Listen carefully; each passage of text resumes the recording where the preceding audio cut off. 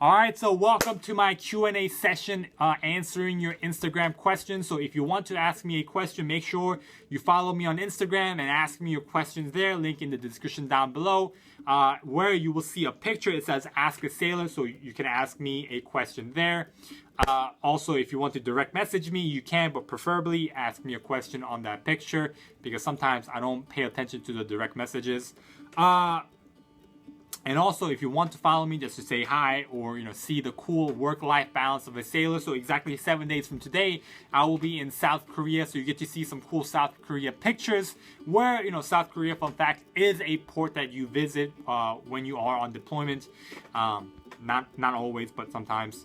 So you get to see some cool pictures of things that you might possibly want to do when you are in South Korea. So anyway, all right, getting to the first question. Now, the question was, there's like a paragraph of what the person asked. I'm just going to summarize it into the main points, okay? So the first question comes from R2D2 Dan, who asks, how do you pass the ASVAB? So if you don't know what the ASVAB is like the SAT of the military, okay? ASVAB is a test that you take, and based on that test, how well you score, you qualify for certain jobs, right? That's in a nutshell what the ASVAB is. Okay, so when you first go to see your recruiter is going to want you to take a practice ASVAB, and then your recruiter has a general idea of where you fall along the ASVAB score line, right? 1 to 99. And then you take the real thing at MEPS, Military Entrance Processing Station. Then you get the real score, and then you talk to your Navy liaison, and then you pick out a job. Okay, that's in a nutshell of how the process goes. Okay, so tips on if you are struggling with the ASVAB, right, passing the ASVAB or getting the score that you want for a specific job in the military. My tip to you, okay, and it's simple, right? But yet it's hard to do, which is get a book at Barnes & Noble's, sit down in a quiet place, open it up and study for 3 hours or maybe an hour if you're not used to studying. Start an hour a day, 2 hours, and then build it up until you get the score that you want, until you get the rate that you want.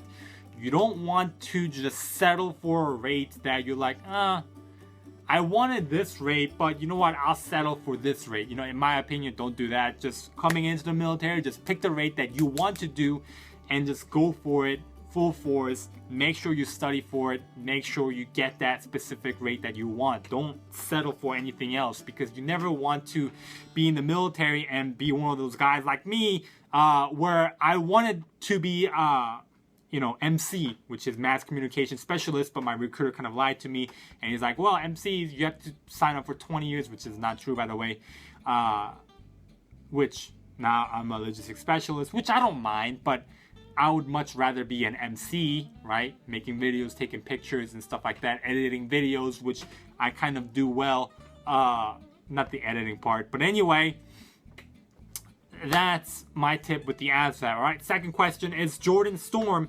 asking me about general advice on being in the military.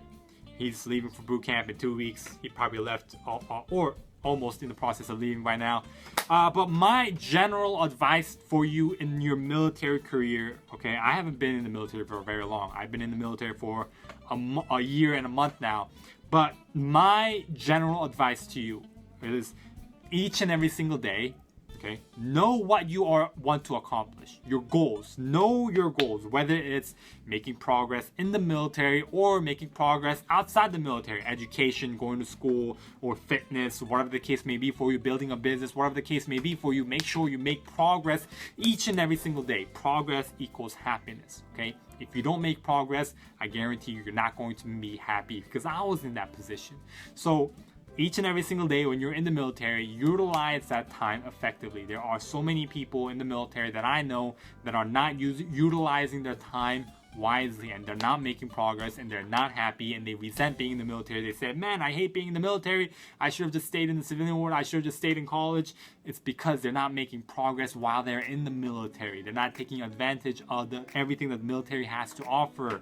Okay, so I don't want that happening to you. Okay, so it's just me giving you my opinionated advice. Okay, So each and every single day, I know I reiterate this like a broken record, but it's that important. Make progress. All right. So question number 3, Tyreek Cooper asks, how long does it take to get a promotion?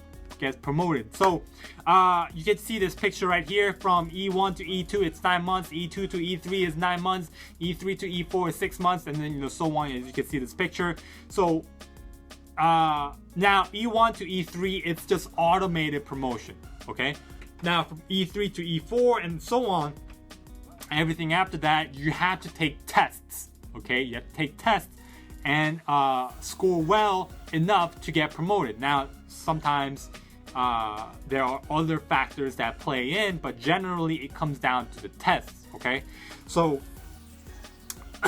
getting promoted is totally up to you. I know some people that have been in the military for 2 years that became E5, right? And I know some people who have been in the military for 4 years that are E3s. And I know some people who have been in the military for 7 years and is still E4. So it totally comes down to how bad you want it, right? Sometimes, like I said before, external factors play into role, but for the most part, as long as you do the best that you can at your part, you should be okay. Okay, so next question Tyreek asked is, how often are you deployed? So I haven't been deployed yet, but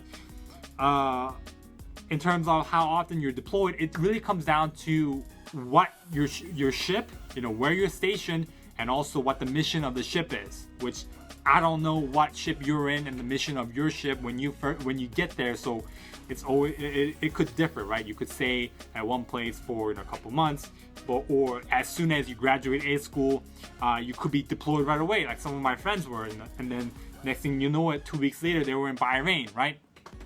So it really depends. Okay, so question number 4 comes from Damian Benson, and also question number 5 comes from Yvonne Locke, which they both asked me almost generally the same question, which is saving money or E1 finances. So I am coming out with a financial series again. It's going to be like I had like 5 videos where I just kind of explained the finances.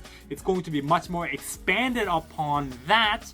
It's going to be a little bit more detailed. I'm going to be going at it with point by point. So stay tuned for that. I don't know exactly when I will be releasing it.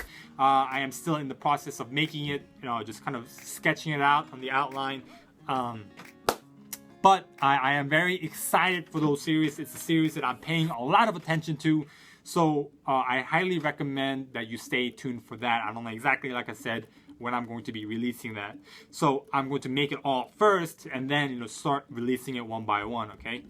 So next question comes from Nothing But Loyalty, asking me, would DC be a damage controlman be a good rate for firefighting job back in your civilian world? So like I said, whenever you pick a rate, in my best opinion, pick a rate that makes sense for your end game goal. So whatever you want to accomplish in your ultimate dream, ultimate life, when you are in the military, make sure you pick a rate that you kind of can build off and develop that skill. So damage controlmen, one of the things that they do is work with fire, like making sure you understand fire, how to put it out.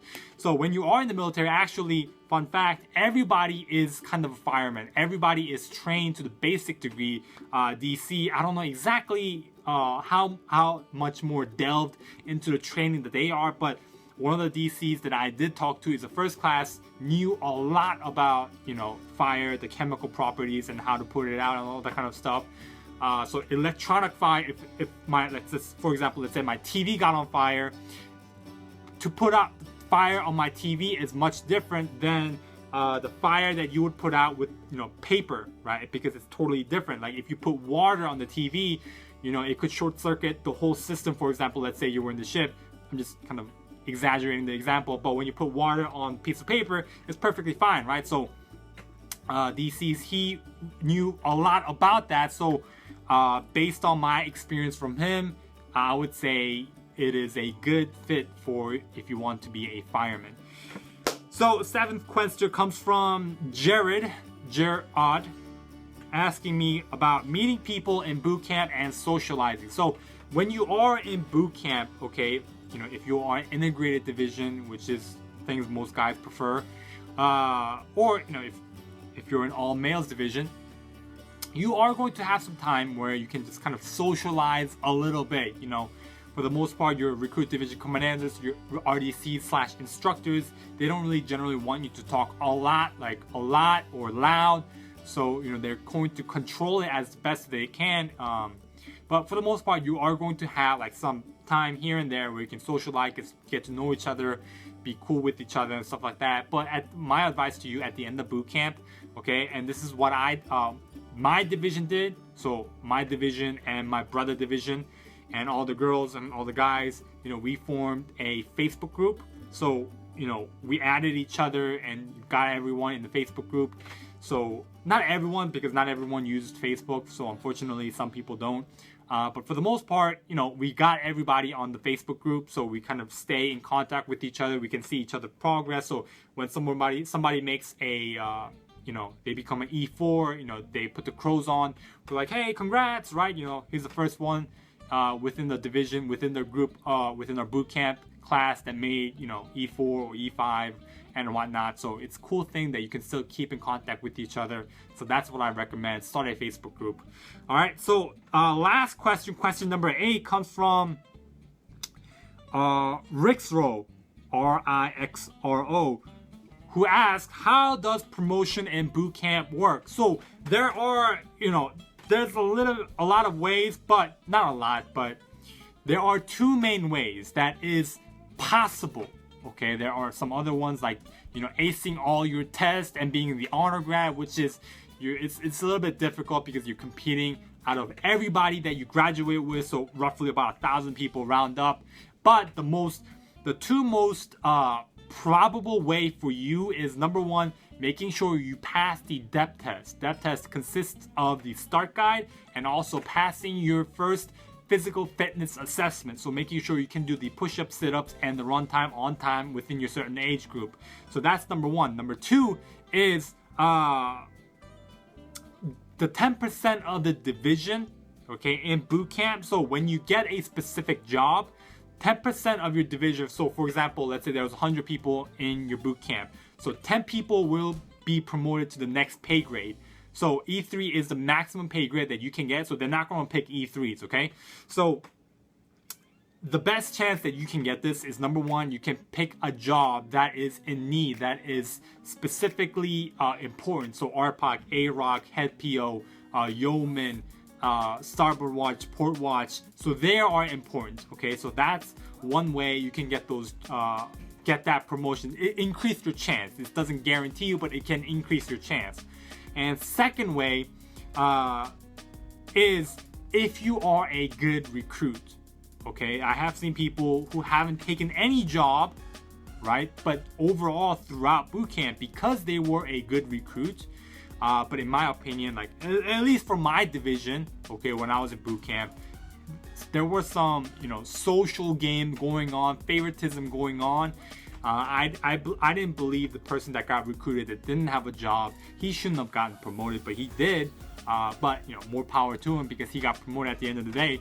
But anyway, being a good recruit, being the best recruit, making sure that you're on point all the time, making sure the recruit division commanders like you, they pay attention to you. That's important. Okay, that's important. If you want to know, now, like I said in my previous videos, not all RDCs are created equal. Okay, not all instructors are created equal. Some instructors are better than other instructors. Some instructors are good at seeing through the bullcrap of people trying to play the favorite game, making sure that the recruit division commanders like them, sucking up to them. Some are good at that, but some are not good at that. When I was in boot camp, mine weren't. Okay, so those are the 2 ways, and I'll make a video later on about it. So that's that. So thank you for watching. That concludes the first Instagram Q&A session. If you want to ask me some questions, like I said before, and have a Q&A session or question of the day video, make sure you ask me in Instagram. Make sure you follow me and ask me in the question, ask me in the picture where it says Ask a Sailor. So thank you for watching. Thank you for being a part of the first Instagram Q&A session, and I hope you have a great Navy day.